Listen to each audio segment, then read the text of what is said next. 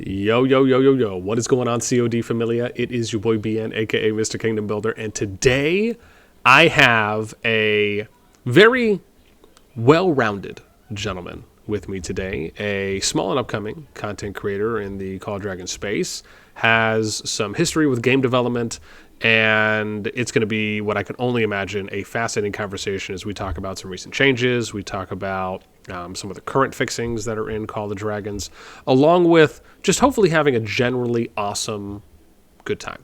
Welcome, Mustard Wolf. Yo, what's going on, everybody? How you doing? Glad to be here. Oh, thank you, man. Listen, I appreciate it. It's funny because what started out as me just lounging in the COD Discord VC, and I'm sure you probably remember when it was there was like two people that were in the VC channel at that time. This was like after the recent changes and everything, and Bob and other people were going bananas over everything. And then that same day, I think it was I think I've said this before. It was like Abda and Hayes were in VC, and I had joined. And they were just talking about some of like the recent changes, some of the healing policies and things like that. And then it was just a horde of people within the next like 15, 20 minutes joined. And it must have been 60, 70, 80 people. I mean, it was a lot that were in there. And then we started talking about some things. And I remember that, and obviously I remember it pretty vividly because there was a moment where you spoke up and you were basically presenting. Someone was saying something about, and I can't remember exactly what the topic was, but you interjected and essentially kind of came from a development position on how some of these kind of interworking things go. And then obviously that stuck out to me, and I thought to myself, this guy seems pretty well spoken, and it was obviously great to hear an entirely different perspective on the topic. And that obviously really intrigued me. But with that being said, I will dose you with flowers later or throughout. So with that in mind, Mustard, why don't you let us know a little bit? I'm obviously fascinated. Can you give us a little bit of kind of history breakdown on again your gaming experience when it comes to Kingdom Builders? Is this your first one or not? Maybe some of the development background and anything else that you feel might be relevant. Sure. So as far as Kingdom Builders, this is the first one that I've sunk my teeth in, so to speak. Like, I played some Rock when it came out and like kind of messed with it. It didn't really grab me a whole bunch, but I got really interested in them because I like Civ and stuff like that. I was really into those kind of games, but at the time I just didn't really sink into Rock. So when I seen Call of Dragons come out, I was like, you know what, I'm gonna try it this time. So this is really the first one I've went full ham into as a Kingdom Builder, I would say. As far as the development background, I've been in the game industry. I'm out right now. I did independent development, and I'm basically just working for myself now. But before that, I was in the industry for about 20 years. So long history. I've worked at a lot of places, a lot of big places, and some small places. Do anything from console, PC, and mobile games as well. Okay, Awesome. Mm-hmm.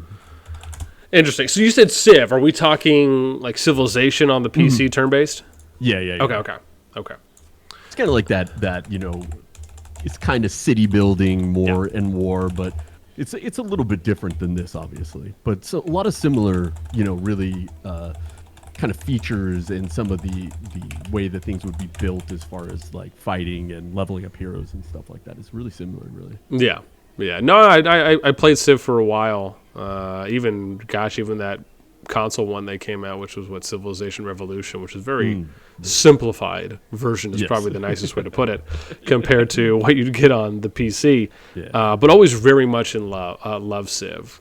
I used to love watching some of like the pro private rooms that they would put out on YouTube, and there was there's this one guy I used to watch. I'm forgetting his name, but he was regarded as like one of the top Civ players at the time, and it was just always fascinating, kind of watching what they would do, and just kind of a good opportunity to learn, as well, while just kind of being amused by or almost fascinated, right? Probably a better way to put it, just on how efficient they were with everything they did.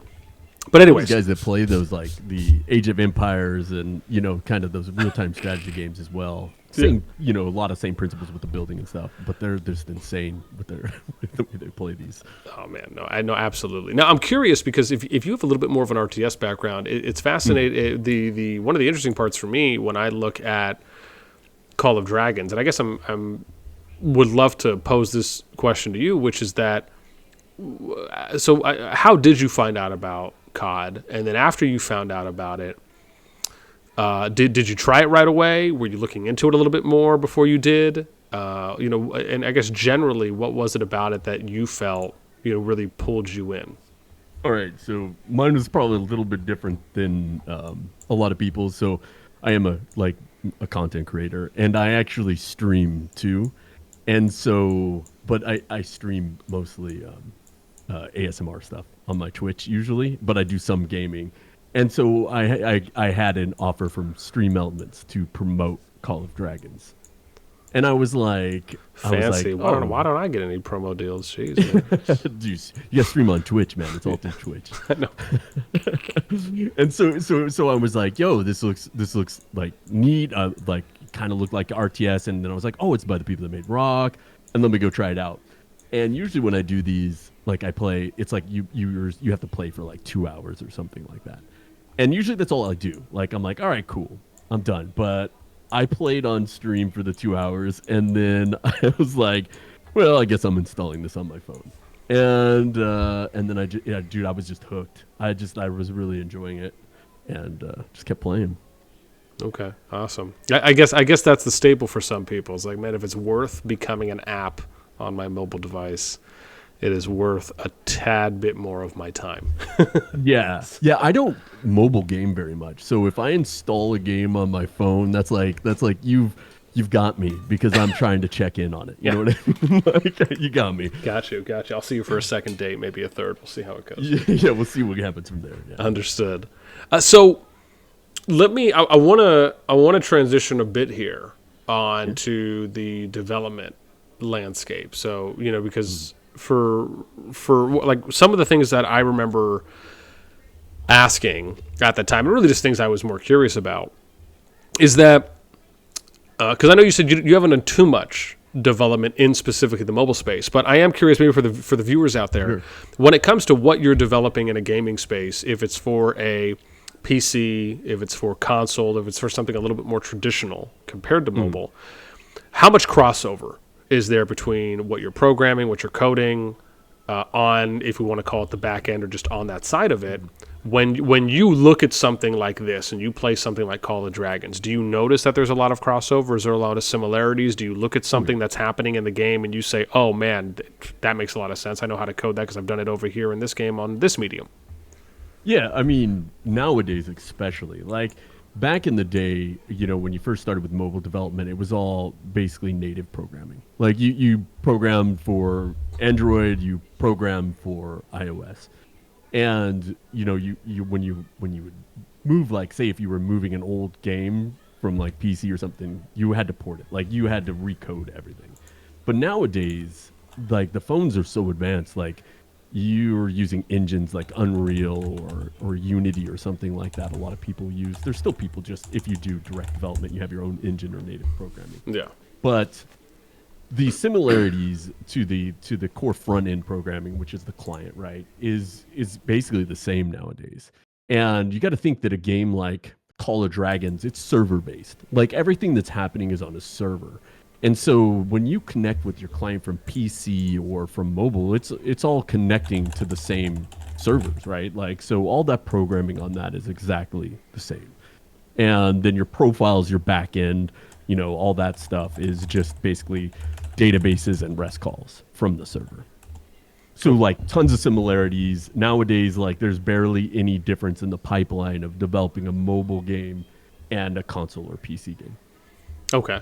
I would imagine, and I appreciate the breakdown, I would imagine that has somewhat made things easier, that there's not an extreme separation of either language learning or different foundations that you essentially have to build from, because it is a different medium that may have just, that I would think that just makes things a lot more efficient and effective all around. Yeah, I mean, if you look at like a lot of mobile games, like even we're looking at Call of Dragon, like you would never have a PC client and a mobile client, right? It would just be like, yo, you use an emulator, right? Like, Yeah. like that's just the way it is, because the development cost of creating a PC version and a mobile version probably isn't worth it, especially if you have a mobile focused game. Like if that's where most of your demographic is coming from, it's just not going to be worth the development cost. But now with like Unity or Unreal, like you're coding once and then building your build pipeline or your level of detail and art assets or like going through this different pipeline to make it so they render properly for each of these things, but the coding's all basically the same. Got you. Okay. Now, so explain this to me then. When we look at something, because I often hear that people tell me that, well, when we really wish that we could make the speed faster, right? Or speed faster is in less lag, right? Like we'd like to have less lag when we're fighting. And sure. And maybe you could explain this to me better, because how it was once explained to me was that I would was that someone told me that worked in like networking that basically said that one of the only things that they could really do to speed it up would be to essentially build kind of home-based region servers that were just specifically ran by the developer or the company.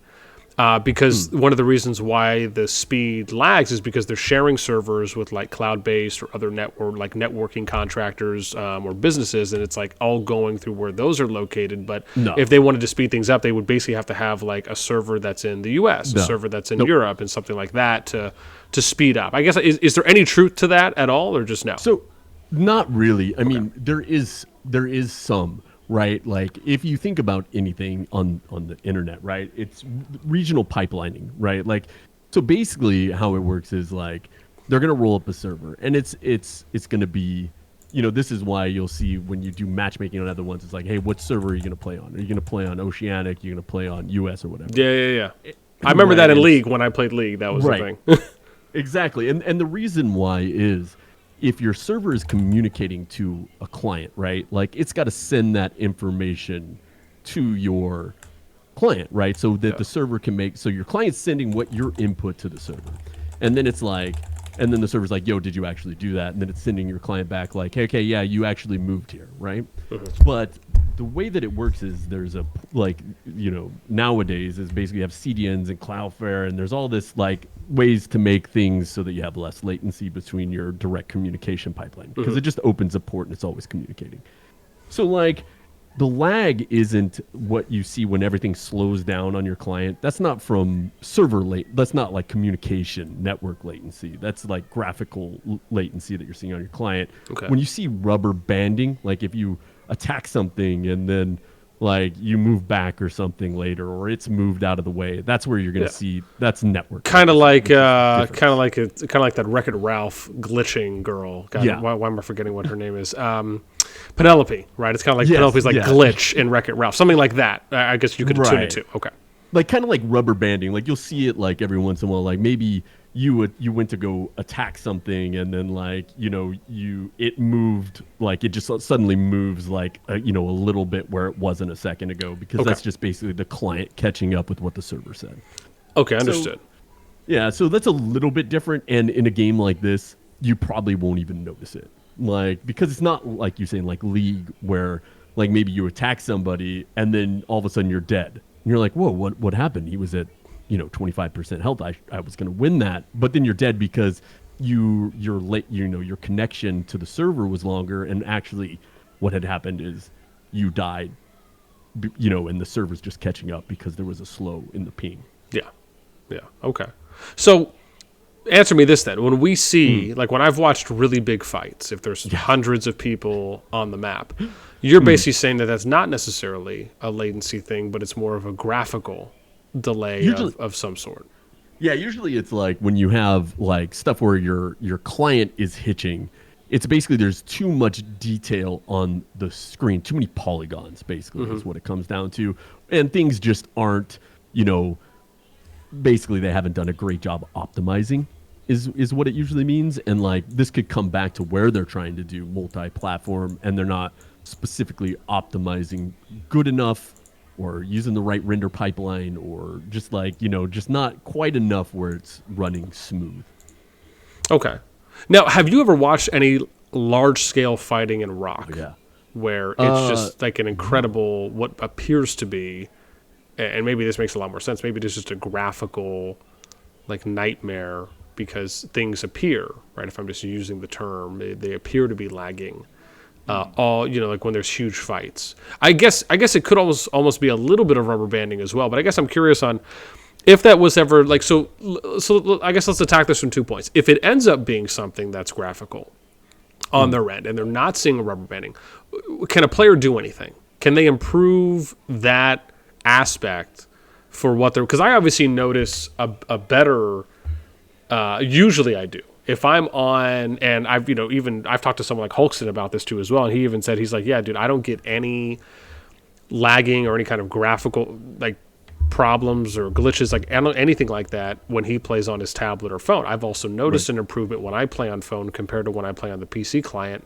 It's obviously been improving a little bit over the past month or two that I've noticed on the PC client when I've covered fights. But I guess on both sides, what can someone do on the graphics side, if they're not rubber banding, to reduce what they may see in those large scale fights, right? If they want to watch and or participate.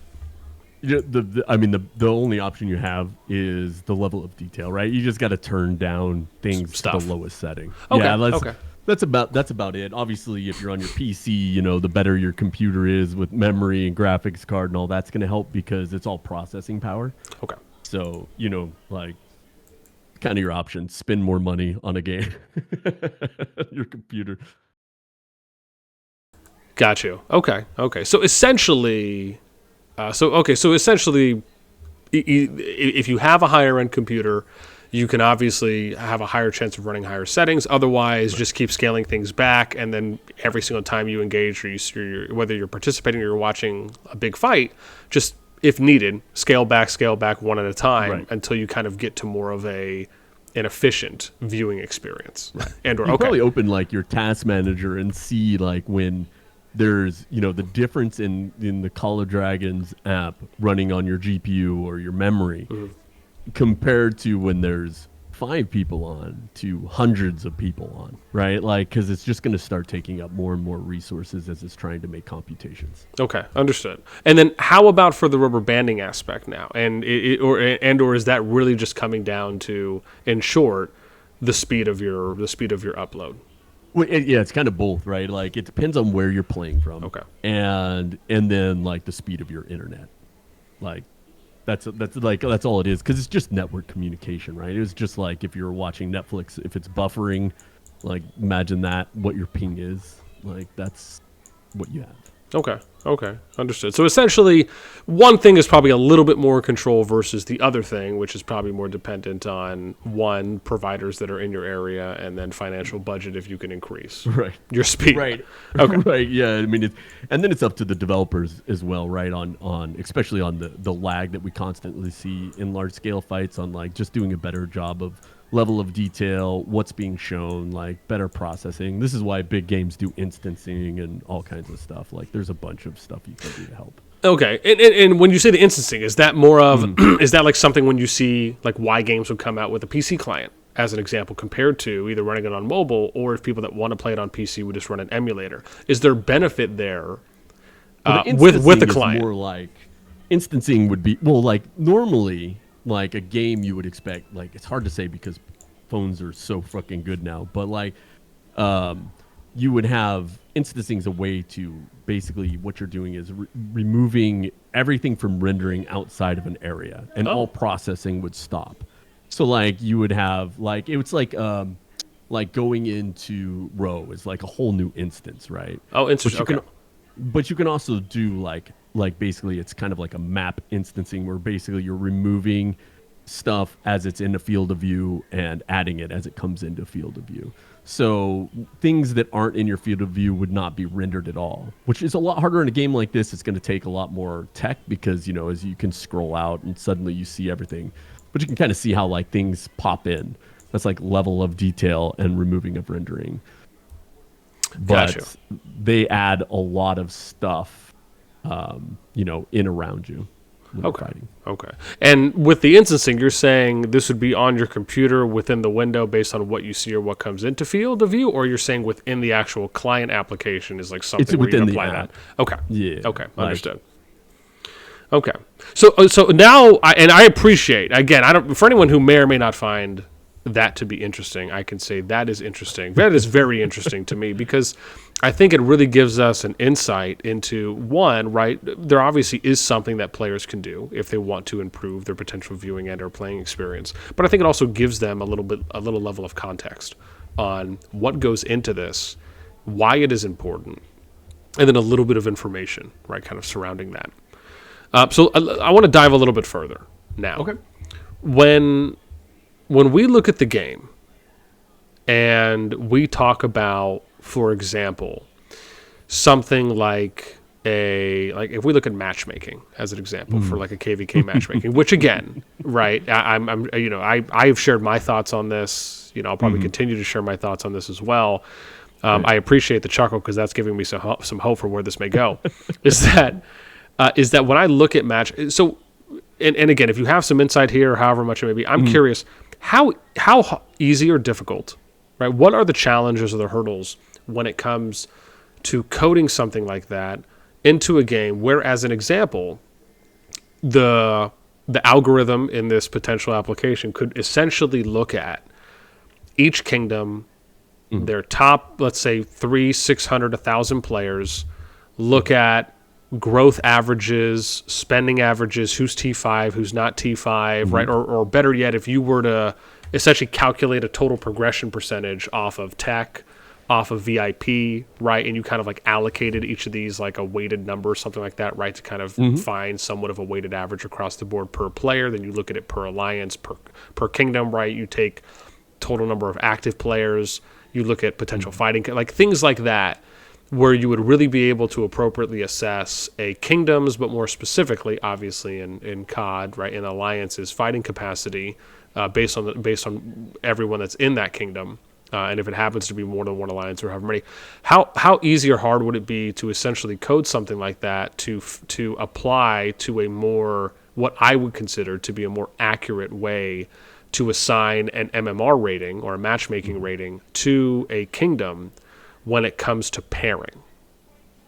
Yeah, no, that's a great question. I like, okay, so first, I love matchmaking. Like, it's what I did for years at my last And if you want to give your thoughts on COD's matchmaking first, I obviously would love to hear whether you say now or after. I'm still going to ask, but Yeah. but that is something I'm very curious about, and I think a lot of people are curious about too as well.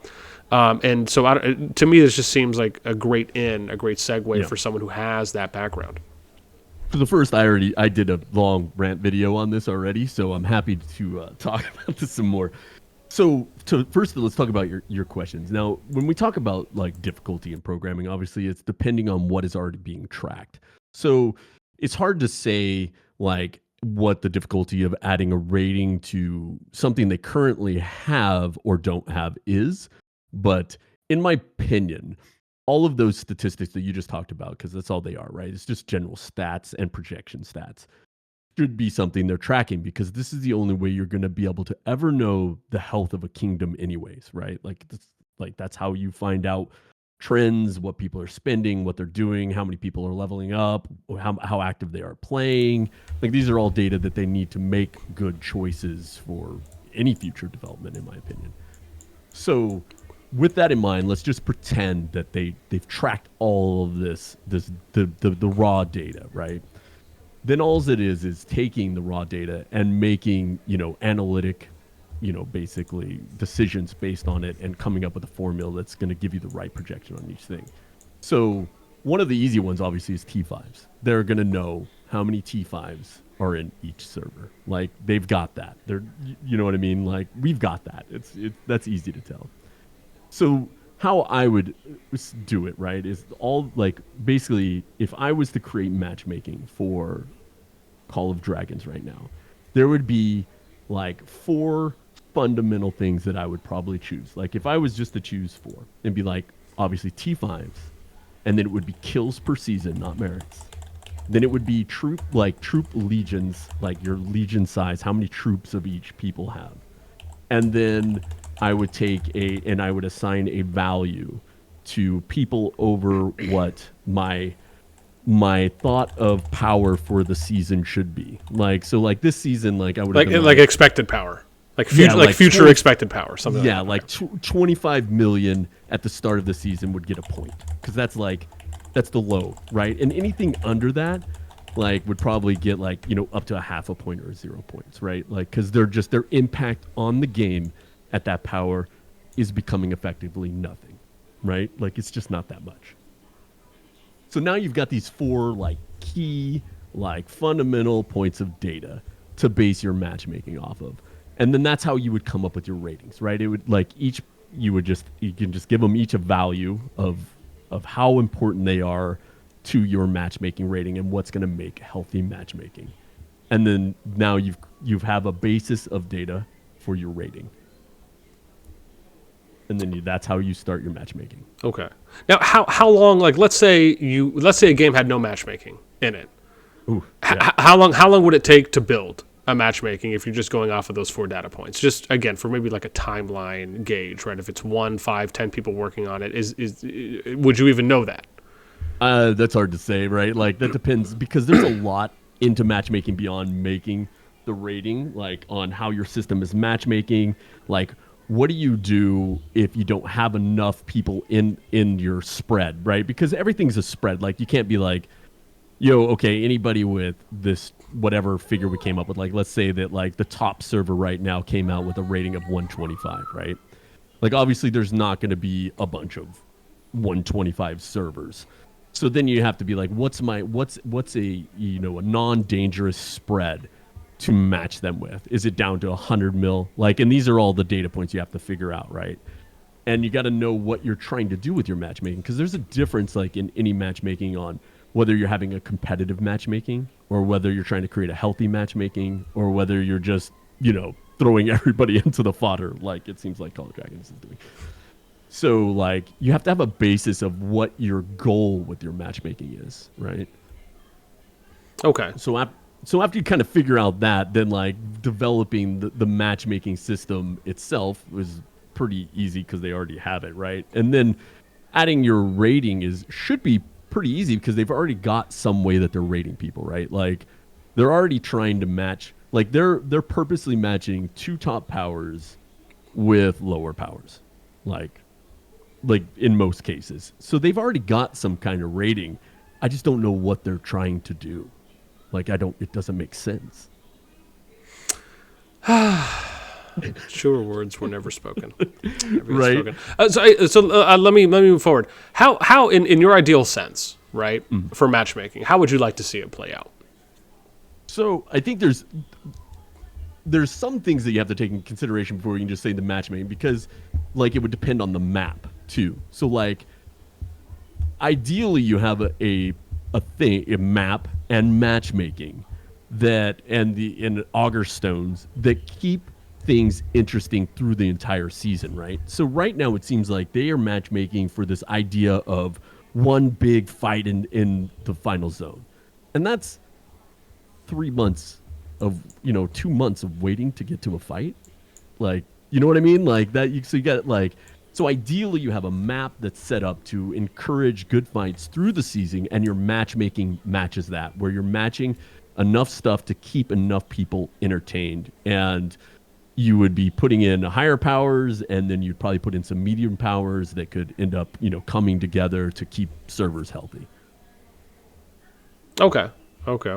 So you really wouldn't like to see low powers paired with high. You'd rather it be high and medium, and then maybe medium and low, or low. Yeah. If you're kind of going top down. What's the point of who benefits from being the low server in with the high servers? Like, what player benefits from that? Yeah. I mean, that's the question, right? Like, we're like, take us for example, like, we're full. So even if they match lower people with us, it's not like they get to come with us next season or anything, right? And it's not like you're going to take the lower people with them. They just become fodder. Like they got to go to Truce Island. Like so now they're killing off those players because those players are going to have like no fun. Yeah. Like or they're having like small scale wars in their like 20 by 20 bubble flag territory if that even happens, bear in mind. But on this map, how does that even happen? Yeah. I mean, maybe if two alliances spawn in like the corner or something of one of the zone ones, and it's and everybody's like, everyone's like, damn, they're going hard right now. It's like 20, it's like 20 units versus 20 units, whatever it may be. I'm just throwing out something, but so no, it is interesting because my view on this is actually just a lot more simplistic, where I just want to see them pair 1 through 4. Or if you're going beyond that, like just in chronological order, if it's every 6, it's 1 through 6, it's 7 through 12, it's 13 through 18, and the reason I say that is twofold. One is that power wise. Yeah. So like you would pair like the top 4, top 6 highest rated kingdoms against each other. And then it would be the next 6, and the next 6, right? Whatever number it would be. If they're pairing 4, 5, 6, 7, 8, 9, 10, whatever it may be. I mean, let's be fair. With the way it's going, we might see 100 kingdoms put into a KVK at some point, which that's a whole other thing. I personally just think, I just don't think that's the right way to do it. No. But we can maybe touch on that in a sec. So let's go back to this thing, right? Which is, that's my view on how they should do it. And I have maybe 2 or 3 reasons for this. One is that if they do it this way, you will always get the fairest matchups because you'll be pairing the closest powered kingdoms and or the alliances that are in those kingdoms together. So you're never going to have to be really going up against someone that has an extreme power gap between your kingdom and or your alliance. Okay, but we can't talk raw power, right? Well. Again, I'm factoring and assuming the metrics, right? That like they're gotcha. Like if they were. I'm just saying more. In like an ideal situation, like in an ideal situation where all of those things are being factored, and bear in mind, we don't know everything that's being factored, so that's why I'm keeping it very simple, is that I would like to see it play out that way. For that one of my few reasons. My second reason is that even if you were, right, because one of the things that people sometimes get worried about is that, well, if you're pairing 1 through 6, they're just always going to fight each other. That is actually not always the case. What people have to remember is that if migration is open, that's going to be a very real thing. Whether that's new people coming in, or if that's alliances and groups going out of any of those top 6, or if it's kingdoms that are outside of the top 6, maybe somewhere between that 7 and 12, could push their way in, or even farther out. Right, could potentially push their way in to the top 6. Even if you may still get some consistent matchups, right? Because obviously the percentages are probably very low, where if you're looking at the top 6 kingdoms going into a KVK together, that all of them are all of a sudden going to fall out of the top 6. Like, that's unlikely. But the idea being is that there is some opportunity for like promotion and relegation, very similar to what you would like if you're comparing it to like the Premier League in soccer, or any of some of the pro teams or pro leagues that use a promotion relegation system, where if you're in the second tier, you can move up and make it to the top tier. If you're in the first tier, you can get relegated down to the tier below. It's the same concept that can apply through things like migration, through things like general player drop-off, and probably a few other reasons. And then my third reason is that outside of pairing the simple kind of 1 through 6 and the migration factor that's going to go, the third reason I think, and I kind of loosely mentioned this in number 1, is that you're more likely to get longer lasting, more sustained fights if people feel that they can actually compete with one another, right? So we're talking about like the psychology aspect here, which is if players see an extremely wide power gap, that mentally can demotivate players, where they look at the boards or they look at the players and they see, well, this alliance is 2-3 times our power, or they have 4 or 5 T5s and we don't have any T5s. Like that is something that can truthfully push people to not participate. And I've seen this happen. I've seen it too. Yeah. And it's a very real thing that I don't think, in my opinion, that the developers may truly, and I'm speaking generally, not just for COD, but really kind of across the board, part of me really honestly feels that this is something that the developers just either don't really factor in. Maybe they just don't know enough about. Maybe they don't value it, or they rate this area as high as it should be. But it is one of the biggest factors, I believe, that goes into if people are going to fight or if they're not going to fight. And so for me, those would be my big three reasons on why I think they should just go with a very simple system in this way, based on how the current KVK landscape is. If they switch things up and they make like a more objective-based KVK, or it's like a domination-style KVK, right, where like we're talking like Call of Duty, where it's or like Halo King of the Hill, right? Then okay, you can make some cases for you pairing lower paired in there, because they can obviously go in there and occupy time at a point that doesn't really require them to have to like kill everything. You could have your T4 and your T5 kill while your T1, T2, T3 basically occupy positions and build up time. Like there are some creative ways on how to build out KVKs, but just generally speaking, that's my view on why I think they should just go with a very simple system to start, because I don't think that in the game's current state, it really demands more than that. No, I mean, I agree. I think another simple solution, if you want to get really simple, is just put all the winners together each season. Yeah, no, that could work too. No, I got you. It is interesting though, right? Because with how the game has its alliance-focused approach compared to a more kingdom-focused approach, which, early on I was always an extreme advocate for, like, look, we just need to have more of a kingdom-focused approach. Even when I did a reaction to Chisgul's game dying video that he did a couple weeks ago, that was one of the main points he talked about in there. I thought it was a great point. Like, it makes a lot of sense. I'm curious on your thoughts for that. What do you think when it comes to the game having more? And bear in mind, I know you said you didn't really play Rock too much, and I know this is more of kind of a kingdom builder related question, but if you have any thoughts when it comes to having this kind of alliance-focused approach more so than a kingdom-focused approach, because obviously we don't have things like a home kingdom. We don't have a king. We don't have a king's system where you can use king tools.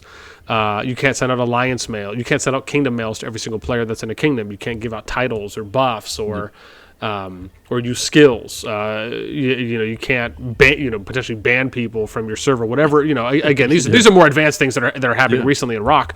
But even if you're just looking from it at a very simple aspect of just like sending a king's mail, giving out titles, giving out buffs, etc. Like there's none of that. You don't go back to your home kingdom when you're in a KVK. You stay there, right? So that's why I've always kind of referred to it as more of a forced KVK, because you don't have this home kingdom or area that you can go back to chill. So I'm curious, what are your thoughts, if you have any, when it comes to the more alliance-focused approach that Rock has or that CoD has right now compared to what we typically and traditionally see in kingdom builders, which is usually having some type of kingdom focus, home kingdom aspect? Yeah, so this is great, because another point on matchmaking goes right into this, and I think that they have an identity problem right now, where they haven't decided if they're a kingdom or an alliance-based thing, right? Like if you think about the progression from season 1 to now, where it was like, yo, we kick you out every season, like you're out, you have to go remake your alliance. Like like they wanted this thing where people would just jump alliances and do whatever, and it was just about individuals, not like this elongated community-focused game. And really, it feels like they've got this idea of like, yo, we come from kingdom builders. We've made this kingdom thing. Everybody's on the same server. Like, you guys all got to come together. But they've also drawn a line in that with the union, with just alliances and one union. And it's like they haven't figured out what they want to do there. And I think that they need to embrace one. And if they want to embrace the alliance base, which I think is fine, like I think it's great, like then they should make off of unions instead of kingdoms, and just like put unions in together or alliances. You know what I mean? Like, but they need to decide. Yeah. Because right now it's a mess. Like it's like an identity crisis, and they're trying to do both, and it doesn't work.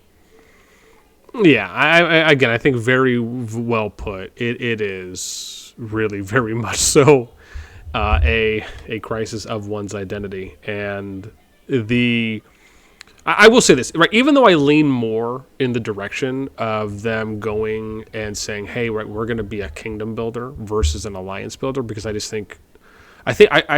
truly believe, I shouldn't say I think, I truly believe that in the long term, they will have a healthier and more sustainable game if they switch to that approach sooner rather than later. However, I will say that if they do want to go down this alliance builder route, there's just things they have to do that are going to be more in line with that approach versus kind of just being stuck in the middle.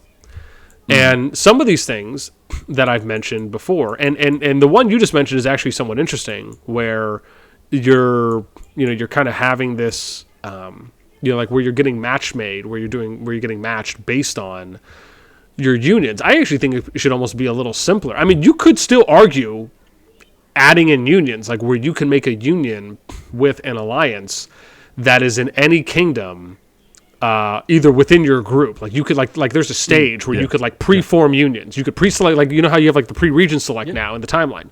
You could have a stage before that stage, which is select a union, and you can choose to pair. Like Rock did this for some of their KVKs, where they basically did this, like they gave kingdoms a letter grade, right? So they gave them like an A, B, C, D.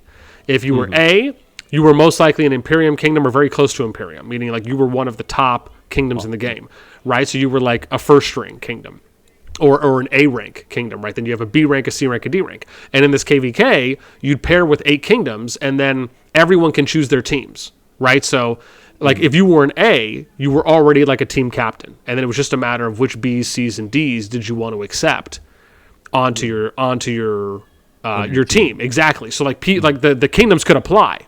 And then the leaders, like the king of the kingdoms, would have to apply, and then the A rank kingdom would accept. And so I just thought it was a very cool idea. And if you look at something like that, and you almost apply it to kind of an alliance-based system, which is, I guess, kind of loosely what you were saying as well, just with some tweaks there, right? Something like that, whether it is that or a variation of it, could work. Where you either do it based on forming unions, right, and as far as you leading up, and or you could do it where even you don't have unions and you're getting matched specifically with other alliances. So it has nothing to do with kingdoms anymore. Very similar to kind of the union point you made, except now you're just removing unions, and now as an individual alliance, you will get paired with other alliances going into KVKs, meaning that if you have 6 starting zone 1 regions, maybe they pair 12 alliances together. Oh, they absolutely should. Right? I don't know if it should be just 6 alliances, maybe right? 14. Yeah, I would say maybe, and the reason I gave 12 is because I was viewing that as more of a conservative number, right? Like you could say maybe somewhere between 12 and 18 alliances or et cetera, like somewhere in that range. But I think 12 at minimum. And then you could say something like, okay, well, let's put the top 12 strongest alliances in this KVK, and then we'll do like this pre-union select where each one can select one union, like one other alliance they want a union with, and then as a union, they select where they're going to go, right? And where they're going to go has to be like a double confirm, right? So it's just remove the choices to pick where to go. Create drama. Well, okay. So no. So bear in mind, actually, and this was going to lead me down something else. I actually think that's a really good point, and this is something I may mention in my video either later today or tomorrow. But depending on when this comes out, I should say. But the idea being that you just force them. So you would basically put a union. You would place a union. Once they have their union formed, you would randomly assign the unions their own starting zone, their own dedicated starting zone. And then if you think about it that way, now you potentially are creating a situation where you now have a higher percentage chance to elicit more PvP. Absolutely. And they should keep the resurge and remove the penalty for it in the first 7 days. Well, the thing is, you may not necessarily need to. Well, part of me feels like you may not need to resurge in that, because if you're in a union with an alliance, you can't attack each other. I mean, that would obviously be something that would maybe be good for them to put in, right? Is like no friendly fire. I mean, it depends. Like you're right, because like if you're trying to create conflict at the beginning to make it entertaining, you should drop another union. Like it should be double unions or something. Like there's got to be a way to make it fun.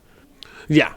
But that's one of the things, is that if you put 2 alliances that are in one union in each one of the 6 starting zones, and you say, look, if you're in a union, you have friendly fire, so you can't attack each other. Now it makes it more likely that it's like, well, if you can't attack each other, you have to go attack the other people, right? So now you're probably going to have more engaged runic fights. You'll probably have more engaged zone 2 fights, depending on and then once they see what the matchups are, they could just basically say like, depending on how strong the unions are, they just do 1, 2, 3, 4, 5, 6, right, going left to right. And then, and again, it's just one example of how they could do it. But even something like that would probably engage and elicit more PvP in the long run. I mean, obviously, bear in mind, they still have to account for the X factor. And the X factor is that these leaders and these union leaders / union leaders could easily go to other unions and say, okay, hey, look, let's just not fight. We're not going to have war until the final zone, or, we'll union until zone 3. And then once we get to zone 4, right, it's like it's anyone's game. And that's the thing that, to be fair, I just don't think that there's ever really going to be, and that may be a nice element to segue to. There may never really be a way where a developer can address that. And maybe more than that, maybe they shouldn't really have the ability to address that, where you're kind of really hard forcing people. Because how would you even do that? Like, there's nothing stopping players from leaders from coming together and saying, look, we're just not going to fight until zone 4. But I also want to mention on this point is that part of me feels like for some of the current KVK groups that are in S2+, that is a very real thing, where when you see people complaining or providing their responses and feedback when it comes to, hey, there's a lack of PvP here, part of me also feels, now I don't get me wrong, I agree there obviously could still be some improvements on the S2+ map.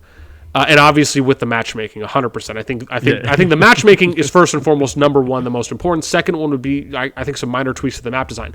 But I would argue the second most important part is how the diplomacy is playing out.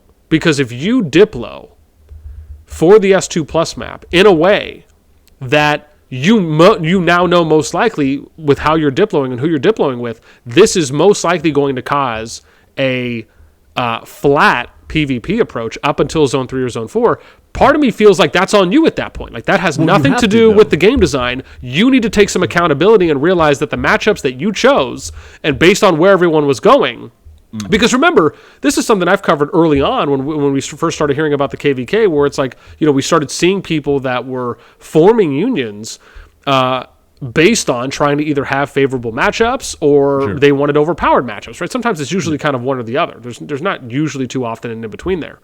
But to me, this is very much a player thing, and I feel that players have to take a level of accountability for this, because there's nothing that's stopping you from going and communicating with other leaders and getting into kind of like a KVK group leaders Discord or a private chat saying, look, where does everyone want to go, right? We want to have the funnest PvP that we can, and there's nothing stopping them from doing that. But a lack of communication, a lack of cross communication can severely impact that, along with who you're going to form a union with. That can then cause you to either create a fun, engaging PvP environment from the beginning of the season throughout up to Zone 4 for your players, which is the most important part. It's not just about you, it's about the people you represent. Absolutely. Right? And so anyways, obviously I'm pretty passionate about that one, but that's something I think is a very big factor that nobody really talks about. I think it's important. So I agree that there has to be self-balancing. It doesn't work if you don't. S1+, we had that problem where two of the biggest ones kind of grouped up, and it was just boring because they didn't self-balance. And that map led to a place where you could have multiple PvP fronts and keep things interesting. The problem with this map and self-balancing is there's not a lot of options because of the matchmaking. Let's take, just to take ours, for instance. We come in and we've got 40 plus T5s, right? And the next biggest one has 30 T5s. And then after that, each server has 10, 11 T5s, right? There's no way to create fights that are going to be engaging for my server all the way through zone 2, 3, and then into zone 5, because it's a two-sided map. So if you were to basically just fight everybody in your zone, in your 2 and 3, you're screw it, I'm just fighting everybody, then it's east and west. The other side comes, you have no chance of winning at that point, because you're going to have enemies behind you, and then you got to go fight the other people.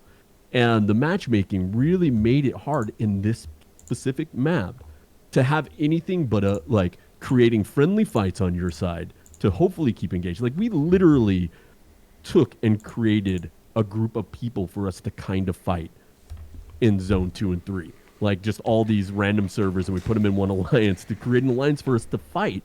But we can't, like, have them at our back now because we created a 7-build, alliance. Yeah. So we know we have to, be homies with them to get into Zone 5. Otherwise, we got to fight the whole other side and them by ourselves. And we, that's just not, we can't do it. Yeah. No, and and this is the thing, right? Those are all what I'd consider to be very, very real approaches because there's just a lot of ways that a KVK can play out, right? Sometimes it's not always going to be straightforward. It's not always going to be one way or another. You can have, and it was funny because I talked about this in my S2 Plus videos. Right? We were talking about this earlier before we started about how, when I was putting out the S2 Plus videos, I just noticed that there really wasn't anyone doing it, and I chalked it up to just basically because I'm just ridiculously crazy and I have all these accounts in the game. Right? And there's just a high percentage that no one else had an account, right? That was just that had just happened to be doing content, right? In that group, that 155 to 173 group that went into the first one. But when I was doing the videos and I was looking at everything and I saw, oh, wow, this pass is unpassable, it reminded me of Season 1, right? Because you couldn't go from Kaltia to Burning Lands and Burning Lands to Kaltia, right? Because there was that impasse, and then they switched that in S1 Plus and they added in one pass there, one adjacent level 1 pass going between. And you then look at the S2 Plus map and you think, okay, wow, this is very reminiscent of Season 1 with this kind of blocking in the middle. and to me, part of me, I felt, and as much as I do now, like, why?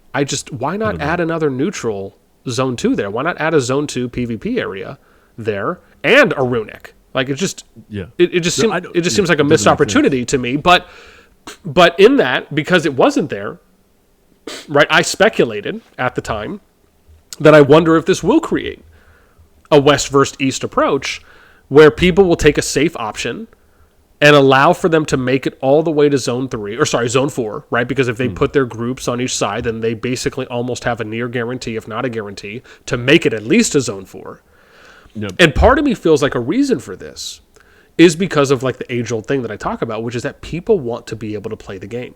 And playing the game to them means progressing and not being halted at a Zone 1 or a Zone 2 because people are just running rampant and it's just nonstop fighting. And I'm not talking for the lower, right? I'm talking for like a healthy active alliance where you just lost a fight or you're trying to diplo when it's not going to happen. So, you don't fight, right? And you just say, screw it, right? Or you do fight and you end up losing and then bam, the extent of your season's play was to basically hang out Zone 1 and fight a little bit, right? At the most. And at the beginning, and you're just like, well, that was fun. See you in 3 months. No, exactly. And that to me, 100%. And that to me, I think is a bigger issue that when you're trying to design maps, you really have to take that into account because that is such a huge factor for what causes players to either stop playing, lower activity, or quit the game entirely. Because nobody wants to feel like they're stuck on an island and not able to play this game out. Now, there's a big difference between playing the game up to a certain point and you were allowed to do everything or almost everything, and then you get beat and you get pushed back. That is okay because you at least had the chance to play in each zone, work your way up. And maybe it's a matter of, I actually somewhat kind of agree with this idea of having more than 4 starting zones. I actually like that they increase the number of starting zones I love it. If they're going to add in a lot more kingdoms, right? If it's just going to be a pure 4 kingdoms and those 4 kingdoms are incredibly healthy and active and that's the approach they're going to go, then I'm okay with 4 starting zones. If they're going to add in a bunch of more kingdoms because they need to try and compensate for having a higher overall activity number, because it's going to be more of an alliance or a hybrid approach, then okay, I'm okay with them adding more starting zones. But coincidentally, maybe they should almost think about adding kind of multiple paths instead of having, and I get it, right? They have like the Zone 1 that connects immediately to Zone 3. You have the PvP in Zone 2. But then once you get to Zone 3, that's where everyone converges before you can get to Zone 4, right? They could have also done it where they allowed additional paths to go in. Or instead of having 2 Zone 3 zones, they could have had 4 Zone 3 zones, right? I mean, there are things they could have done differently that would have at least gave a higher percentage amount of players and alliances chances to make it all the way to the end, regardless if they were able to cap Dragon or not, at least giving them that chance to fight. So anyways, I feel like I'm rambling and I'm totally but passion bubble bursting, but what are your thoughts there? Totally agree. Okay. Like, this is the fundamental problem with this map is that you had to make a choice of, hey, do I want early fights or late fights? How long do I want to wait to be not engaged in the game for players? Like, it's a bad decision to force alliances or kingdoms to have to make. Like, we should all have the option of being able to fight through the whole season.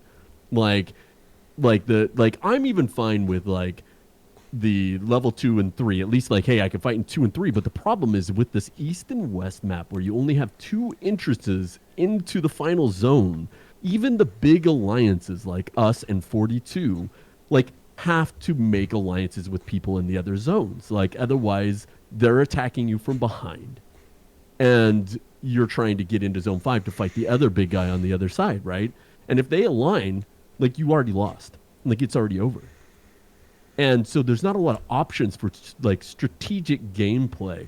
And the seasons are too freaking long to do this. Like, they're too long. It's 3 months of like, okay, I'm not going to do anything for 2 months. 2.5, but it could be 3. I mean, it's about it's about 3. Yeah, I think it's 2 months. It probably feels more like 3. It's literally like a week short of 3 months. I think the last one was. But you get the point is if it like the beginning and the end of the seasons are usually real slow. Yep. It's either you hands down one and you're pushing somebody all the way back, or you're on the other end of that. Like, there's very rarely where I've seen, like, people are still trying to fight over the dragon towards the end. It's like, it's done. It's over.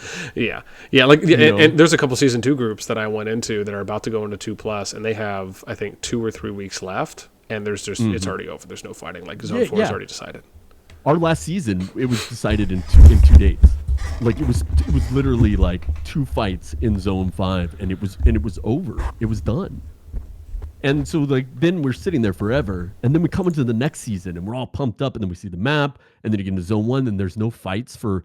I mean, you get the runes just open, but, like, the runes are terrible because it's an hour of fighting at random times during the day based on a server-wide auger stone that always ends up with me getting up at 4 a.m. Like, it's just terrible.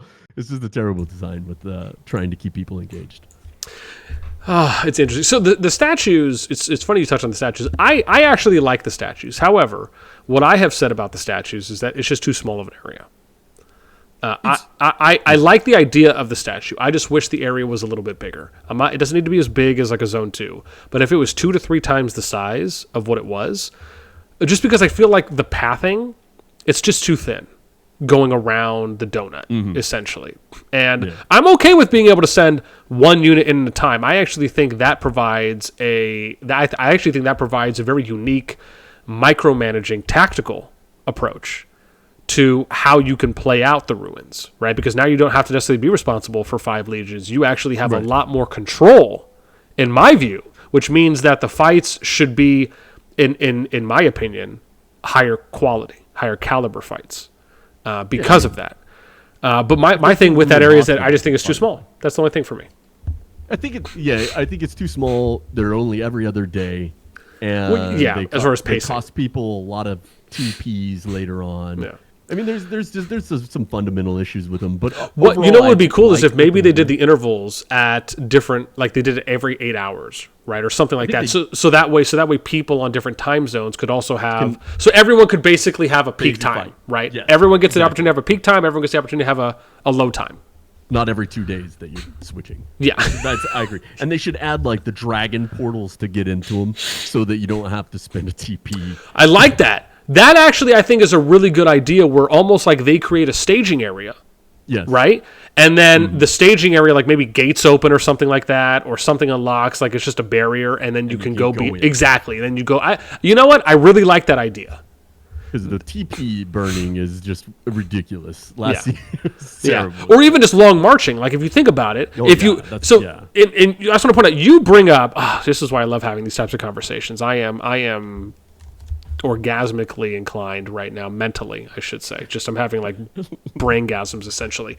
But so you brought up, I think, a really fascinating point. If we strip that away, what are we really talking about? We're talking about saving time. Yeah. You're saving, like, think about how long it takes to potentially, like, if you don't have a close spot to TP2 and you have to march your troop, it means you have to march your 5 troops all the way over there. And then if you want to keep going, what happens when your troops are wasted? You then have to be sure to be paying attention to not only your troops, but constantly recycling and sending the troops back while you're fighting. That's a lot to do. 40-minute marches. Exactly. What if there was a button, like you said, like just when it opens, or you could say like 30 minutes before it opens, people could start TPing their troops there. Like there would just be a button, very similar to like Resurgence, right? It would be something like that, whether it's in that area or in another area, or maybe what it is like you just move your mouse over to the staging area. And you click it. Exactly. You click it and you just hit enter, right? Or teleport my troops there. Or what you do is you don't even have to put your troops on the field. You just click it, and then the area will auto-populate your troops and send them there. Or you put your troops out on the field, and then it teleports. Like whatever is maybe easier. There's some simple way to get you in there without like having to exactly from like 4 different zones to get to these things every day. 100%. But I think that if you're able to save people time, I think that can increase a level of engagement, because nobody wants to sit there. Like if I can get through the DMV and get my and get my license renewed in 10 minutes versus 10 hours, I'm obviously going to take it, right? Yeah, as soon as they did it online, people actually renew their license, right? Yeah. Streamline the process. 100%. And it's funny, right? I think pretty aligned on that one. Man, that is actually a really great idea. I absolutely love that. Yeah, I just think that the biggest problem right now, in my opinion, especially like going through the seasons, is it's starting to feel like there's, even though they're adding more stuff, it's feeling like there's less and less to do engagement wise. Like everything's taking too long. It's really slow feeling. Like even, dude, you know what burned me the most? And is this new behemoth hunting thing. I was so freaking excited for this behemoth hunting thing, where you got to like queue up with people. Oh, the raid. I haven't even seen it yet. I don't even know if I've seen a video on it yet. Bro, I just put one up and bitched about dynamic leveling. Because let me see. It is like an event now. Like it's like you got a day to do it. You go in with 8 people. It doesn't scale, so like I came in with 3 T5s, you know, and I could almost solo it. It was just like, it just felt terrible when it was something they could have gave us to engage and train people to raid and let us do it anytime, you know, give us some Dragon Trail like rewards. Like they're like afraid to reward us and engage us, and it's so weird. It's so weird. Yeah. I don't understand it. I'm watching your video right now on it. Most of my videos this season have just been ranting, and I feel bad because like I want to promote and like yell at people to play the game, but this season is I feel like they're so you're saying while I'm watching this, like you guys are fighting the Hydra, and you were saying like what you said earlier, it wasn't scaling. No, it doesn't scale. It's just a flat. You know, it's just a flat. Oh, I see. So you could be fighting like a level 1 version of the behemoth at that HP and those stats compared to like you defeat it, and then maybe you get the level 2 that comes up next, and then you defeat that and you get the level 3, something like that. It shouldn't even be that. If you're gonna do something like this, you just need dynamic scaling. So like, say that like me and 5 T5s go into this thing. Yeah. It should register our power that we're T5. Okay. And then it should change its health spit out the and stats damage based on who is matchmaking into this behemoth. Okay. So that it's actually fun to do. The same with Dragon Trail, bro, because like they just feel like chores for minimal rewards. Like they're not even like, it's like, is this worth doing? I got a head and a key for going and killing this behemoth. And that's it. And it was boring. And they're creating this, and they're putting all this effort into things like this. And they have a tool that they could be using at the beginning on these slow lull points to actually engage their players. Yeah. And they're just like, they're using it as throwaway for cheap rewards. And it's really just like mind boggling. Yeah. I mean, something like this, like I think the first thing that stands out to me, do you watch anime by chance? Oh yeah. Okay. Yeah. Okay. So, anime for me is life, but there is a show. I don't know if you've seen this. It's called The King's Avatar. Oh, I think I watched. It's like the esports. It's the esports gaming anime. Is what I refer to it as. for anyone who hasn't, I mean, this is a phenomenal anime show, right? I'm very into esports. I like the whole like virtual reality thing, and I just thought their take on it, even though it's not virtual reality, right? It's just basically they transition between kind of the real life, and then they transition to going in the game, right? But it kind of gives you this kind of SAO, Log Horizon, Shangri-La type of MMRO experience, even though it's not. And one of the things that they do in this anime that I can't wait for the new season to come out, by the way, like I am so like I'm about to go rewatch it. Like I've already rewatched it twice because and let me tell you something, I do not rewatch anime shows like almost ever. And this is a show I've rewatched at least once so far because I just believe it's that good. But I will watch it now. Oh no, you should like watch it. I'm gonna watch and then you let me know how it is because I'm telling you, it is it is top shelf. And if I ever give out an anime recommendation to people, like it's got the goods. Like I don't think I've ever given out a recommendation to someone thus far, thankfully, where they've come back and like, yo, that was just absolute shiitake mushrooms and just never talk to me again. But what I will say is when I'm watching this, right, and what I get from that show is like one of the things that I thought the show did very well is it transitioned between this idea of like the casual and the competitive play within this MMORPG, which was essentially on the casual side, one of the things that people were very much sought after, which I guess is maybe even like a WoW thing, and maybe other types of games, is it's all about like world firsts, right? Yeah, either world firsts or who's beating whose time. Yep. And that to me, and that to me is something they could do with something, and maybe that's what you were hinting. Maybe that's what you were hinting at, or kind of going in that direction for. But to me, like that's even something I do with if like I have that stat sheet for like the world record behemoth elite raid times, right? That I do for season 1 and season 2, and I think I probably need to add one for season 2 plus, which I'll probably be doing a video shortly on. But something like that I've always found fascinating. Like I would love to know who's doing these things the fastest, and then let's watch videos of who's doing the fastest and who's breaking these records. Like that is interesting to me. Like I would love to watch who set the first record for like an elite bear. Right, I'm giving a very extreme example. Has anybody even killed? I think like 2 people have killed it. Yeah, right. But my point is like I'd love to see a record for who did the first elite bear raid, and then I'd love to see how that progressed. Like, can I watch 5 other recordings about like the next 5 alliances that did it faster? Like that to me would be interesting. That'd be cool. Yeah. And so, anyways, you triggered something in my mind when you said that in a very fantastic way, I might add. And yeah, whether it's that or it's something else, that's the moment you said that. That's what came to mind for me. Is why don't we have world firsts? Why don't we have elite raid times? Just like I'm talking across the entire game. Right? Good, right. Where you have it for season 1, you can have it for season 2, you can have it for like all the main seasons, right? Who's doing the raids the fastest per season until maybe you get to like whatever the final season, right? Are they going to do something like they did with Rock, or like once you get to season 3, like that's it, and then it's just other new stuff that's coming, but that's kind of like the final season everyone gets to. But anyways, yeah, I absolutely love that, and that I think would be so amazing if they added something like that in. I think it'd be like people love competing, right? Like that's why we play games like this anyways, right? Like we're competing against each other. So adding anything where people have potential of, doing something, being the first, making a leaderboard or anything like that adds engagement to any game. Oh, gosh, man, we've been here for an hour, 10 minutes. I feel like we can go an hour, 10 more. We do another segment again in the future. Yeah, right.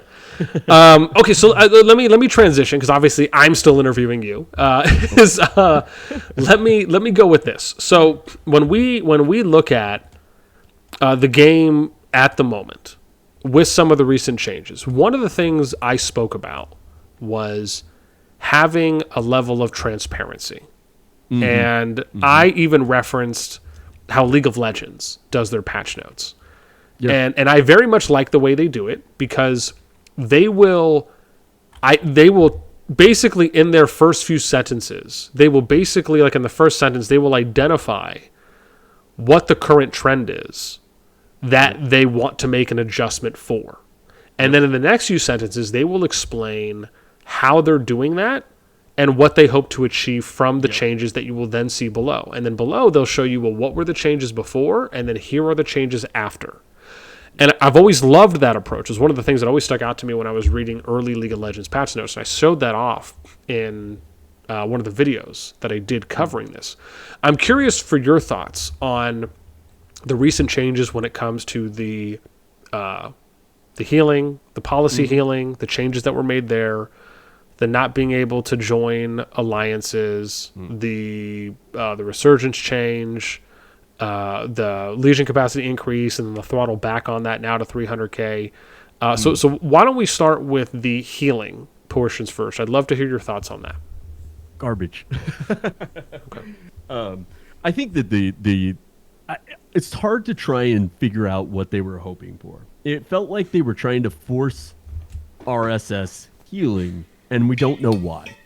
And I wrote a long thing in our Discord, that we're in, and I also made a rant video about this. And I don't know why they did it. I don't know what the purpose served, and all it does is make the season more boring, right? Because especially I'm a T5 player, and I identify that I need people to fight. And right now, you need people to fight, right? Like, otherwise it's no fun. And we do too much hospital damage to anybody that's not T5, even to ourselves. The problem is that now it takes everybody longer to get back out on the field. And what fun is that? Where's the fun? We've taken and made it harder to field troops to fight in a war game. And I don't get it. I don't get it at all. Yeah. I mean, so let me ask you, before they made the changes, were you somewhat satisfied at that moment with the current landscape, even if you wanted some improvements? I would say it was par, right? Maybe a little, you know what I mean? It was okay. Okay. But essentially you would have actually, instead of going the way they went, I guess from what you're saying, you would have went the opposite way a little bit, or however much. Absolutely. Okay. See, I'm actually somewhat of the same opinion, which is that, the most important, I think, and a lot of people point this out, right? One of the most appealing aspects of the game here is free healing. And and really in more of a raw way of approaching it, it's the ability to have longer lasting, more sustainable fights where regardless of what spectrum you fall on, if you're free to play, low, mid, high spend, the idea is that you can at least field, hopefully, multiple marches. Obviously this scales up, right? The more you go up in spending, that's understandable. But this kind of sad, I don't want to say sad, but this unfortunate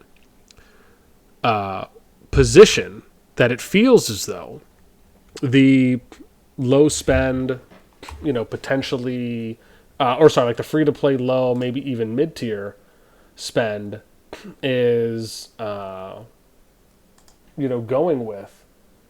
It's very much, it's very interesting because this thing of, will they now be able to either field as many marches as they were before, which it feels like the short answer is no, but even more importantly than that, will the free-to-play be impacted almost to a higher extent where it's like, man, they're going to work all this time to build and train. They're gonna spend months training troops and building, and then they're going to go out there and fight one or two times at the most, and then it's done for them. And I'm not saying that they should need to be able to field 15, 20, 30 cycles of troops, similarly to what a mid or high spender could probably do. But something is telling me it's got to at least be more than one, right? At whatever. If the max troop capacity was going to be, like, if it was at 360k, and you need 1.8 million troops to basically field 5 legions, to me it's got to be more than one. Like, one to me just feels like the biggest slap in the face. And I'm not saying that like slighting the devs or saying, how dare they do that. I'm just saying in general, it feels like it has to be more than that. It feels like what they did is they balanced everything off the top alliance. Like, that's what they did.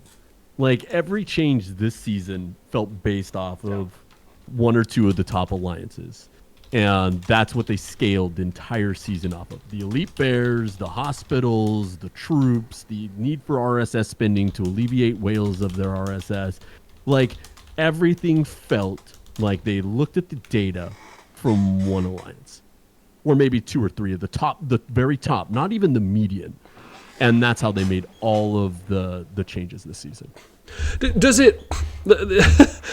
Do you find it at all curious? Because to me, this is a question I've been asking people more of now, which is that, like, where is the data? Where's the feedback? Where's the polling numbers that support these changes? Like, where are they getting these from? Right now, that's what I'm saying. That's why it feels like they're literally polling it. It feels like they're picking and pulling their data, and to do it based off of the top performers, so that the top performers will keep spending. Yeah, and so it is. But so we're not. But it doesn't even feel good to people that spend a lot, right? Yeah. Like if you look at it, because not all our homies are spenders. I mean, unless you're Mephisto. Shout out to Neff, because he obviously said that in the interview that I did with him before. He's like, yeah, the changes are great for me. Yeah. But I think if you were gonna, you need a reason to do changes like this. Like there's got to be an overall reason of why you're making changes for the health of the game, right? And you can't base a game that has multiple servers with a huge variation of players and power, and then take it to the top 1%.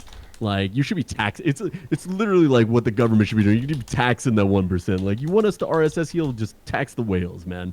That's fine. But don't punish the free to play players, because they'll stop playing the game. The mid players can't even play. It was wild, dude. It wasn't good changes. Yeah, so it's funny. I heard this story, and the story I heard was that there was, and I don't know if this is true or not, right? Someone had just mentioned this to me. Actually, a few people mentioned this to me, but it was basically saying some people that have VIP support, right? So basically, if you spend enough, and I don't know what the threshold is to basically get VIP support, but someone had spent enough to get VIP support. They were playing for a while. They eventually stopped either playing a lot, but I know that they had stopped spending. Either stopped spending or the spending had dramatically decreased. They were then contacted, I think about 2 weeks or so from what someone said afterwards, after their activity and spending had lowered. And VIP proactively contacted them, asking them, in short, right, not saying that their spending had decreased, right, because even though, I mean, let's be honest, right? How that's why. Yeah. I mean, let's at least be professional enough and at least morally righteous enough to call it what it is, right? Which is that, right? They were there's a good chance. I'll say that we're not going to guarantee anything, but there's a good chance with how this played out. It somewhat indicates, if not indicates, that they're probably monitoring. Right, the spending levels of people who spend money, whether they have VIP support or not. And the way it appeared from this story that I was told is that they were contacted because they lowered activity and obviously lowered spending, and were asked, right, why is it that you've been away, or why is your activity, why is your engagement lowered, and then is there anything that we can do, or what things would you like to see added or implemented into the game, right, that might get your activity or your engagement back. Now, I want to point out that I'm not necessarily against this style of practice with how it pertains to feedback, but the way that but if this is the way it's being done, again, I almost feel like I just kind of feel like that's a little bit of invasion of privacy, right, for how some people might view that, which is like, okay, obviously now bear in mind, if it's a blanket feedback round, then that's different, because you're obviously doing it for everyone, right? You're not picking and choosing your target demographic based on, financial capacity or expenditure. So common practice, though. Oh, see, well, if it is, I wouldn't know. Because again, I'm not at that tier level. So, right, but this happens, and I in this story, I was told that the feedback that someone gave had also factored into some of the changes that were made, right? And again, some people will point to like Chisgul, right, for the video he did on some betrayal meta. Yeah, on some of the changes that he advocated for, which again did fall in line for some of the changes that we saw in the recent in the recent changes that everyone was kind of in an uproar about. So you can, whether you want to believe that's a factor, whether you want to believe the story I heard is a factor, and or anything else, you know, if you're, I feel like if we're piecing some things together, you could say, okay, these could have been factors, regardless if they were or they're not. We could at least say that they could have been, and part of what I feel like leads into this, and I'm curious if you agree with this or not, is that part of what I feel is that if you're going to take feedback, the feedback you take should either be blanket feedback where you do some type of like polling, some way to like more appropriately gauge measure where people are coming from and like how they feel about certain things, whether you're doing like a 1 through 10 or a multiple choice, like something where you can get some type of like percentage data from, but you're asking the right questions, right? That's very difficult to do. I know it sounds easy coming out of my mouth, but sometimes it can be hard to ask the right questions that are going to give you the type of insight, not give you the answer you're looking for, but give you the insight you're looking for. There's a big difference, right? That some people may not really understand is there's a big difference between getting clarity and quality insight versus looking for the answer that you want. And for me, it's either do a general feedback round for everyone, but ask the right questions, or I should say, or you do like a private community collaboration with people that fall on different sides of the spectrum, right? And spectrum essentially by meaning like, you know, it could be people who are community contributors, it could be some content creators, it could be some high, mid, low spenders and free to play, right? Like if you're trying to kind of diversify your panel, you do something like that, and then maybe you invite them to like a private, like this was something Infinity Kingdom did.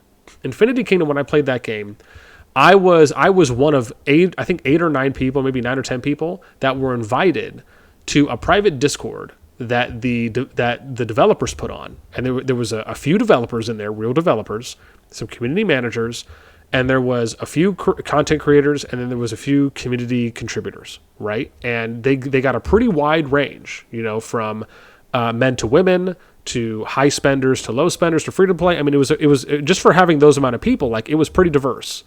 And we got into this room, into this Discord, and it lasted for a few hours. And it was basically them asking us questions, giving feedback, giving us like new ideas and things they're thinking about doing down the road, asking for feedback. And then they did like an open floor Q&A where we could ask any questions we wanted to.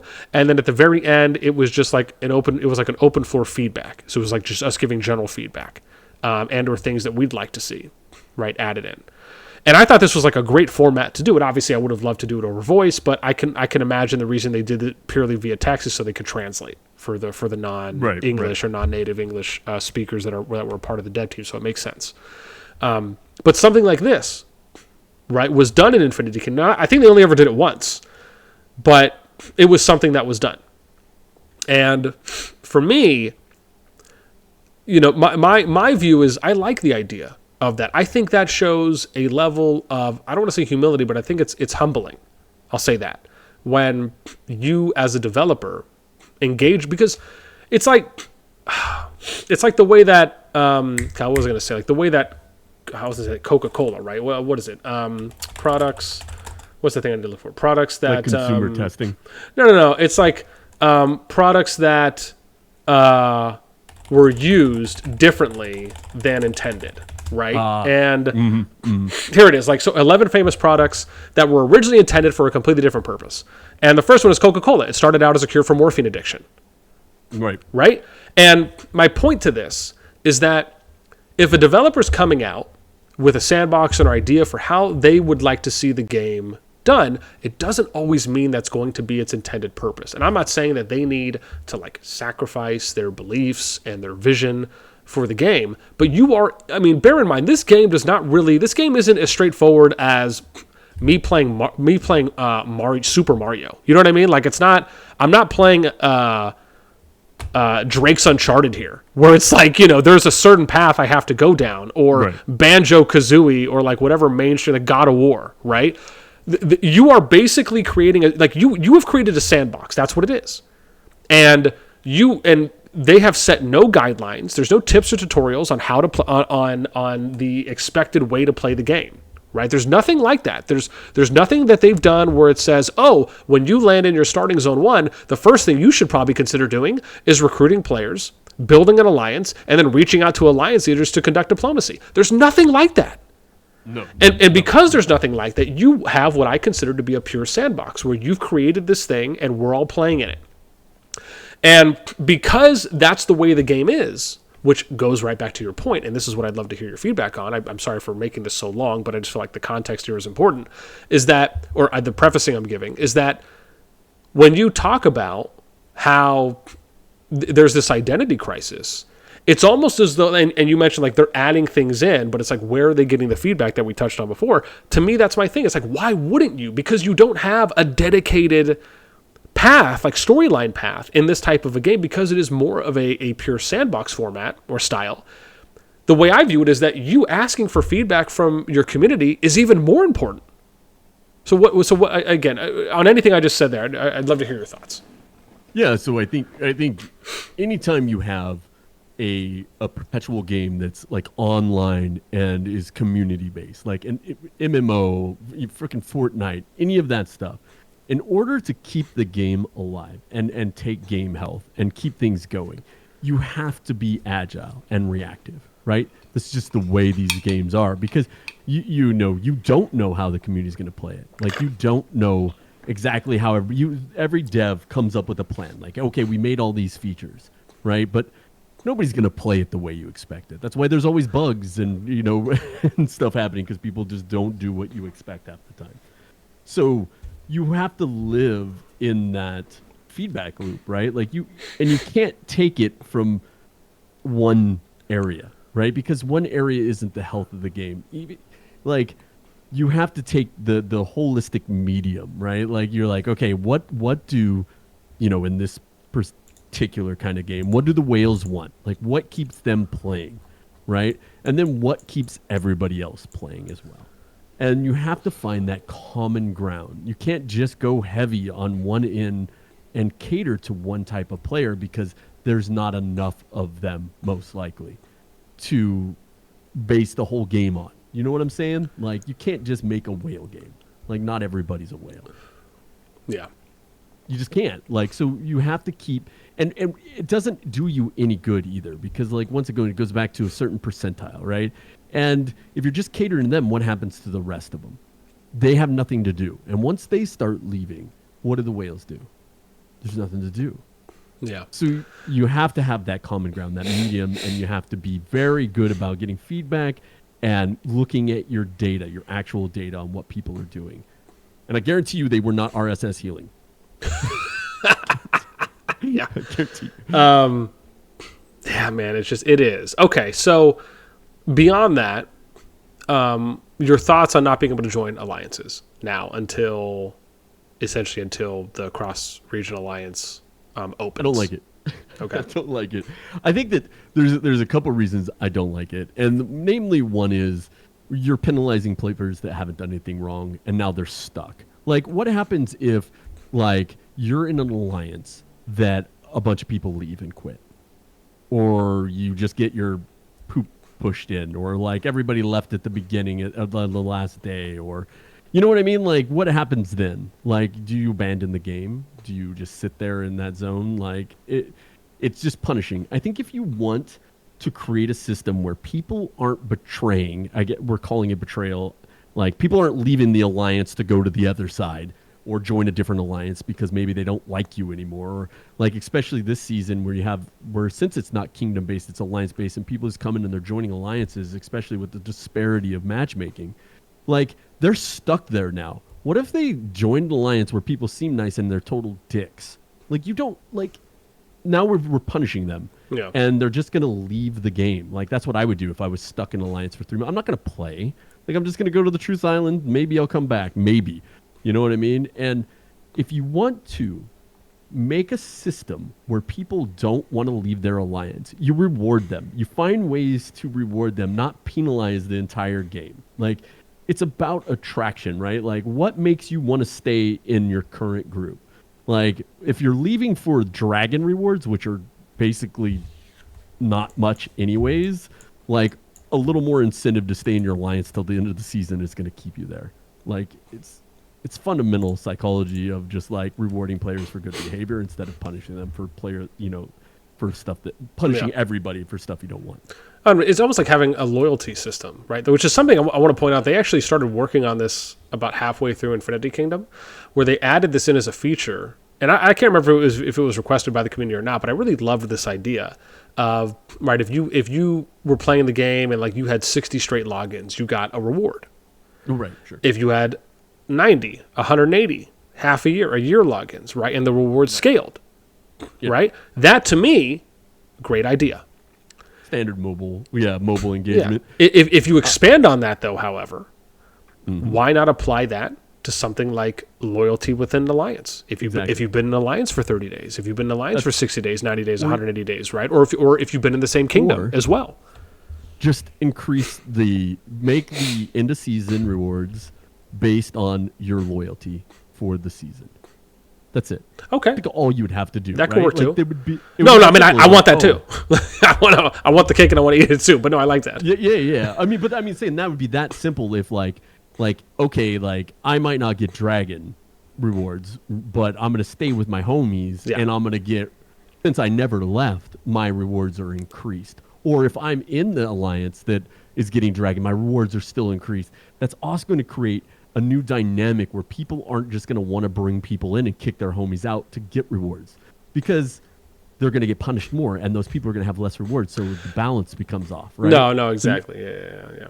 Well, the other side of it, though, is, again, we have to take into account, right? What if you're in a union with another alliance?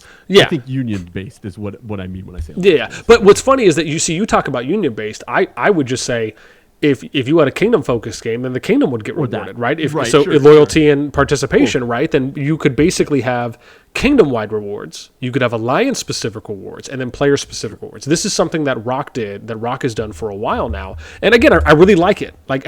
Regardless of how they factor in specific and certain types of rewards, I like the fact that you basically could get 3 different tier levels of rewards that are on a big picture, the kind of middle scale, and then an individual scale. For those things. But yeah, I like this idea of kind of having, if it's like a separate loyalty, or if it's worked in factoring for that somehow, but some type of loyalty reward for sticking in. Yeah. But what's funny is I also just think the way that, and like we were talking about before, right, the way the matchmaking is, the way the map design is, these are just also things that factor into. Right. That's the problem. Why people would leave. Yeah, you can't call out one system in a complex system, right? Because it's not just one thing that's the problem, because if you isolate them, you can find the good and the bad in each of them. Exactly. It's when you have a culmination of like all these different things that they've done, it becomes overwhelmingly bad or good, right? Yeah. Yeah, and for me, that was one of the reasons why I just don't believe there is a betrayal meta. I don't either. But also because I stated my reasonings for why I don't think. Because in large part, if I had to summarize it to one thing, I just classify like this is just a thing that happens in games. Like it's not. Yeah. I don't classify it as anything. It's just some people will leave, and some people will leave to go join friends. Some people will leave to go and join and for other opportunities that are compelling to them. But it was just interesting because when this term started getting thrown around, and again, I don't know if Chiz was the first one to do it, but if we're just talking about like in most recent light of him stating it, and then it kind of being something that carried, that was the thing for me. Is I just did it. And again, everyone can have their own opinion on how they feel about it. My view is just that I've never heard that term used for the time I've been playing Kingdom Builders. I've never seen anything like that ever be referred to when people left an alliance to go join a stronger alliance. It was just simply they left to go join a stronger. That's what it was. It was. It was that easy. It's a game. Yeah. And if you're not enjoying your time in the alliance that you're in, or the kingdom, or whatever, why are you betraying for leaving to go enjoy the game? Like, are you just supposed to quit the game? Yeah, you can't go and enjoy it elsewhere? That doesn't make any sense to me. Well, the other thing, too, as well, is like if you're looking at the other side of it, like, how was that alliance ran? Was the leadership ran well? Were officers being mean to people? Were there individual occurrences that were happening that weren't being addressed, and that's why that person left, and then they just so happened to go join what they would refer to as their enemy? Like, the thing to me is like it's just not that black and white. right? I 100%. think there's such a huge gray area there on why people would leave an alliance in the first place. And it just can't all come down to, or even the majority of it come down to, a simple label such as, oh, well, they betrayed us. Now, big difference between if you have it all documented, right? And it's, and I think there's a difference if you if we're in a union, right? And then we get to the zone and you drop union and, fight on the other side all of a sudden, right? Like, there's certain things that would be betrayal no matter how you look at it. But leaving your alliance and going to the other side, especially after you've already lost, that's not betrayal, bro. That's just moving on. Yeah. I mean, either that or, you're looking out for number one, which, again, it's fine. It's something that can happen. That's how you are. Yeah, exactly. Man, good stuff. Okay, so we're here a little over an hour and a half. I think I am going to slow this down because otherwise we could probably be talking for a lot longer. This has been, I just want to say, and I'll give a little more of an ending, but this has been incredibly enjoyable for me, Mustard. So, man, it's been such a pleasure and such a joy talking to you. I mean, again, don't get me wrong, I love all kinds of conversations, but anything that's new to me that I haven't really had the chance to speak to someone that has your unique background on the development side, and then also how you approach certain topics that we touch on, right? I just find very compelling. With that in mind, obviously, with how we're going to end out, I just want to give you an opportunity, right? Any last minute thoughts, things you'd like to share with us, obviously, and then also, any shout outs, war declarations, and then, where people can find you. We're at war with all of you. We're coming for you. No, I mean, I guess thanks for having me. This has been actually tons of fun. Love chatting with you. And I want to say I do appreciate everything you do for the community, all your stats, sharing all that. It's great. I really appreciate all the work you do for everybody. I think that the most important thing that I hope that the devs take away from especially content creators and players, bitching to some extent about the changes is that's how passionate we are about the game. We love the game. We want the game to do well. And, it's important for, devs and people to take that criticism, in that sense of, hey, we're just doing it because we want to keep playing your game. And don't quit the game, guys. They're going to fix it. They're listening. It might take some time, but, they listen. And just, maybe they need to listen a little more. Got you. Okay. Well, Mustard, thank you, man, so much. And, again, I'll be sure for any of you all that are interested, right, I will have Mustard's YouTube channel and his contacts in the description and the pinned comment for the video. Again, kind of rounding things out, Mustard, once again, man, this was an absolute pleasure. I really appreciate the time. Happy to be able to sit down and have a conversation with you. What albeit turned into a pretty candid conversation as well on a variety of topics. But, I mean, again, that's kind of, obviously a big thing right now as we're still waiting for some more announcements to come out about, some changes, revisions, whatever it may be. But this was an absolute blast. And again, man, thank you so much for the time. It was great. And with that in mind, to all you out there, we hope you enjoyed too as well. Please let us know down below what were your favorite moments throughout the show. Right, whether you agree or disagree, we'd love to know what you think.